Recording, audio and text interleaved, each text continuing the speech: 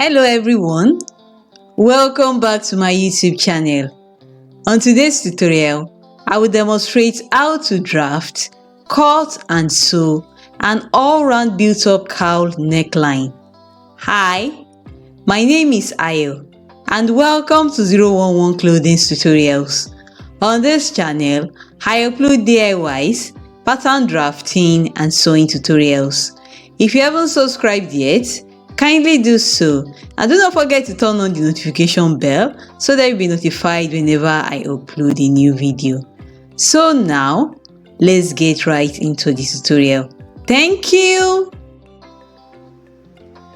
I'll be working with the following items: a pair of fabric scissors, a pair of paper scissors, pins, tape measure.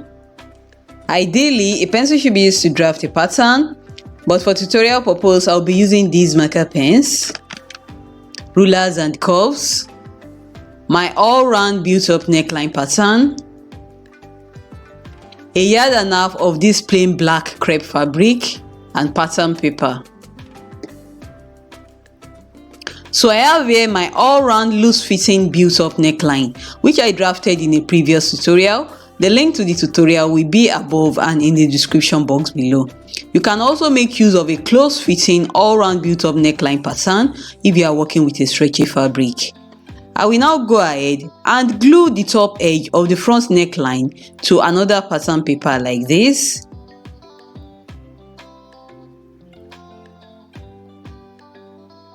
Then I will connect the top edge of the built-up neckline to the center front like this using a slanted line. I will trim off the excess pattern paper.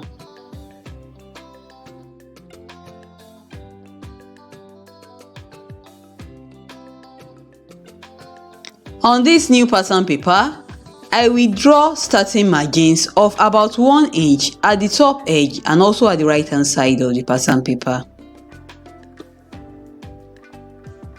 From the base of the front neckline at the center front, I will measure and mark 1 inch downwards. Then I will measure and mark another 2 inches downwards from the initial 1 inch point. On the shoulder line, starting from the tip of the built-up neckline, I will measure and mark 1 inch 2 times. I will now connect these points together with slight curves like this. You can also use a straight line. I will now slash the lines starting from the center front, but I won't cut them all the way through. Next, I will go ahead and spread open the pattern like this and pin it in place. I will spread the pattern open by 2 inches each at the slash lines. The top edge of the pattern should align with the upper starting line, and the tip of the first slash, its tip should touch the initial, should touch the vertical margin on the right hand side. Also, the hem of the pattern at the center front should also touch the vertical margin on the right hand side of the paper.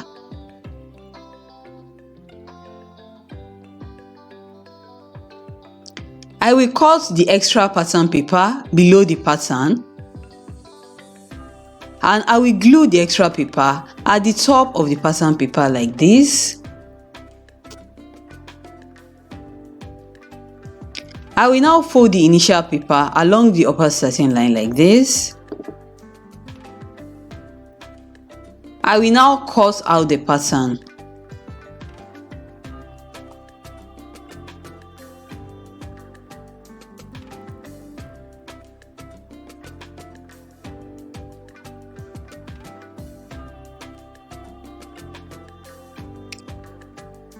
I will notch where the facing starts from. Then I will trace out the bust and the waist darts like this. I will now remove the old pattern paper from the new one.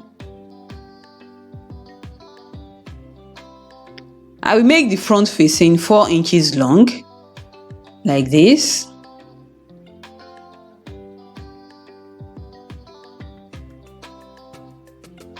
I will draw the shape of the top edge of the facing, and I will trim off the excess pattern paper.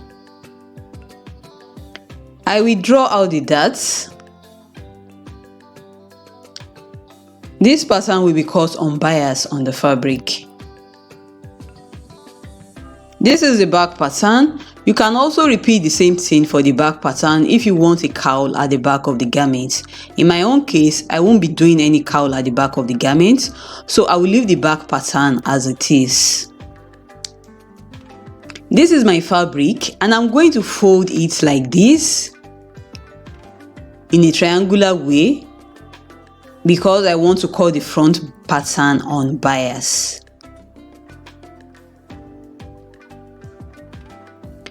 I will now align the center front of the pattern along the folded edge of the fabric like this.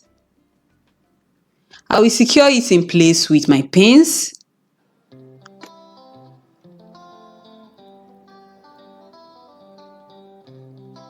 I will add half an inch seam allowance all around the pattern except for the side seam where I will use 1 inch side seam allowance.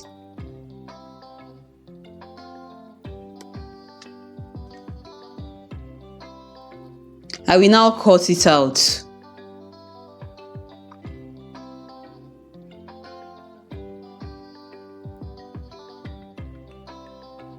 I will notch the dart positions on the fabric.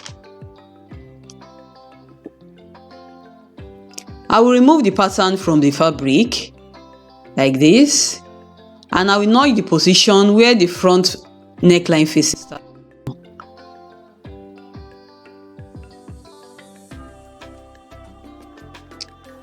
And this is what the front piece looks like. This is the back piece, and I've pinned it in place on the fabric, and the fabric has been folded into 2 layers. I used half an inch seam allowance all around the pattern except for the side seam where I use 1 inch side seam allowance. I already have 1 inch zip allowance at the center back, so there is no need for any seam allowance at the center back. I will now cut it out. As you can see, the back pattern was not cut on bias because there is no cowl neckline at the back of the garment. But if you have a cowl neckline at the back, then you should cut the back also on bias. I will fold this fabric into 2 like this, and I will use it to cut out the back neckline facing like this.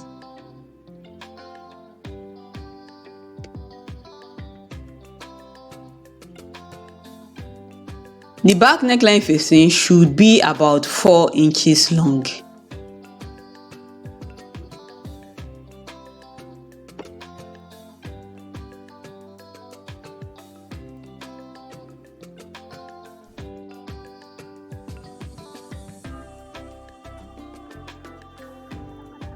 So these are the front and the back pieces. What I will do now is to go ahead and sew all the darts in place on my sewing machine. So now the stitching has been done. As you can see, I've sewn all the darts in place. These are the 2 back pieces, and I've already interfaced the wrong sides of the 2 facing pieces for the back. I will now place the facing pieces on top of the back pieces, right side to right side. I will pin them in place. After pinning, I will take them to my sewing machine and I will stick them in place using half an inch sewing allowance. So now the stitching has been done. As you can see, after stitching, I notch the seam allowances and then I understick the seam allowances to the neckline of the facing pieces. I left 1 inch opening at the back, and this will make it easy for me to fix an invisible zip later on. I have also overlocked the hem of the 2 facing pieces. This is the front piece, and I've also overlocked the hem of the facing. I will now place the 2 back pieces on top of the front piece like this, right side to right side.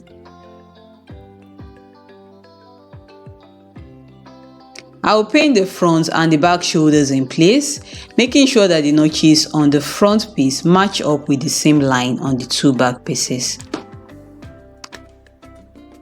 After pinning, I will take it to my sewing machine and I will stitch it in place using half an inch sewing allowance. I will do the same thing for this other side as well.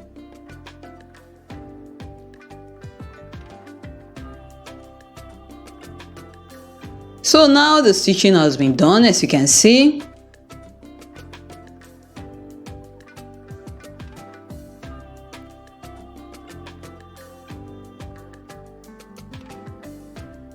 With the right sides together, I will go ahead and sew the side seams in place using 1 inch sewing allowance.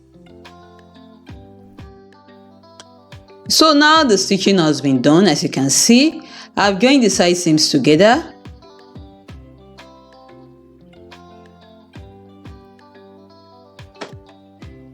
This is what the back of the garment looks like. I've fixed an invisible zip to the back of the garment.